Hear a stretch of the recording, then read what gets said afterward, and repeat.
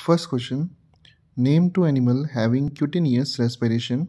What special feature of skin make cutaneous respiration effective? Frog and earthworm have cutaneous respiration. यानी frog और earthworm जो है उनकी जो स्किन है वो स्पेशल टाइप की है जिससे क्यूटेनियस रेस्पिरेशन प्रोसेस होती है. This respiration is effective because of presence of feature like thin moist and highly vascular skin which is also highly permeable to gases. यानी जो स्किन है वो बहुत ज़्यादा परमिएबल है गैसेज के लिए. How are inspiration expiration brought about in human being. Inspiration is brought about the contraction of diaphragm muscle and some intercostal muscle. Intercostal muscle जो है वो रिब्स के बीच में प्रेजेंट होती है और डायफ्राम जो है वो लंग्स के बिल्कुल नीचे की तरफ.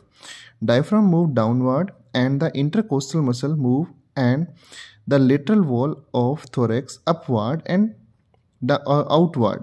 यानी जो मसल्स है उनकी जो मूवमेंट हो रही है चाहे वो इंटरकोस्टल है या डायफ्राम है उस मूवमेंट से ही ये प्रोसेस कंप्लीट होती है.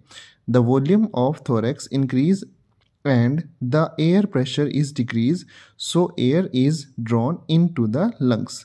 यानी जो थोरेक्स है उसका वॉल्यूम इंक्रीज होता है और जिसके कारण जो है वो एयर अंदर की तरफ जाती है. यानी एयर का प्रेशर अंदर डिक्रीज होगा तो जिससे एयर अंदर की तरफ चली जाएगी. Expiration is brought about when the contract muscle of diaphragm and intercostal muscle relax. यानी अब उल्टा हो गया, उसके अंदर तो ये कॉन्ट्रैक्ट और यहाँ पर रिलैक्स हो रही है. Diaphragm move upward and lateral wall move inward and downward. This decrease the volume of thorax and increase the air pressure. So air is sent out of lungs. यानी बिल्कुल अपोजिट हो गया यहाँ पर और वो जो पहले प्रेशर डिक्रीज हो रहा था अब वो इंक्रीज हो गया जिसके कारण ये बाहर की तरफ चली जाती है.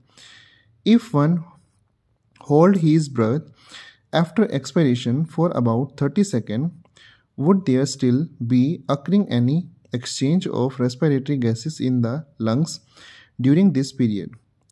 The exchange of gases will continue even after forceful expiration. Some volume of air remain in lungs. यानी लंग्स जो है वो पूरे खाली नहीं होते कभी भी क्योंकि फोर्सफुल एक्सपायरेशन करने के बाद भी कुछ एयर जो है उसमें रहती है जिसे हम रेजिडुअल वॉल्यूम कहते हैं. Exchange of gases continue because of this air. तो ये थे 10th के बायोलॉजी के क्वेश्चन.